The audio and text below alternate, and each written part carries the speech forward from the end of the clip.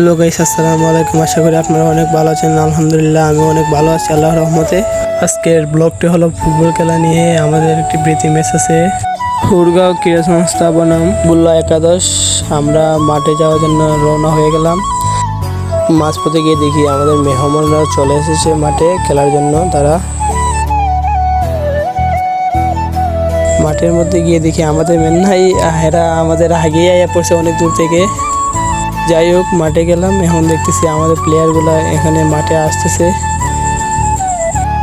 এদিকে আমি বুট লাগানো শুরু করে দিলাম।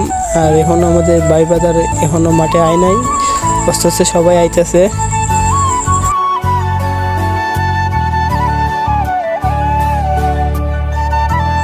বেশি বৃষ্টি হওয়ার কারণে মাঠের অবস্থা বেশি ভালো ছিল না। আর এখনও আকাশ মেঘলা আকাশ রয়ে গেছে, বৃষ্টির সম্ভাবনা ছিল। তাই আমরা বোট খুব তাড়াতাড়ি সব কিছু ওকে হয়ে গেলাম।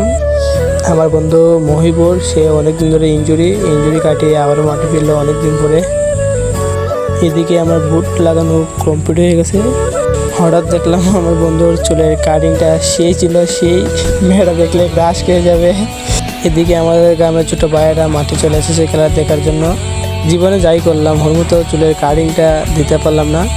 আর ওদিকে ওরাও এসে মাঠে বোট লাগানো শুরু করে দিয়েছে।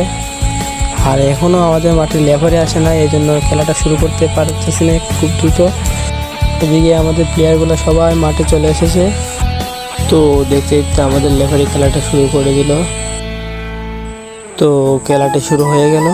সবাই অনেক ভালো খেলছে। আর দুঃখিত, বৃষ্টির কারণে ভিডিওটা সম্পূর্ণ করা হয়নি।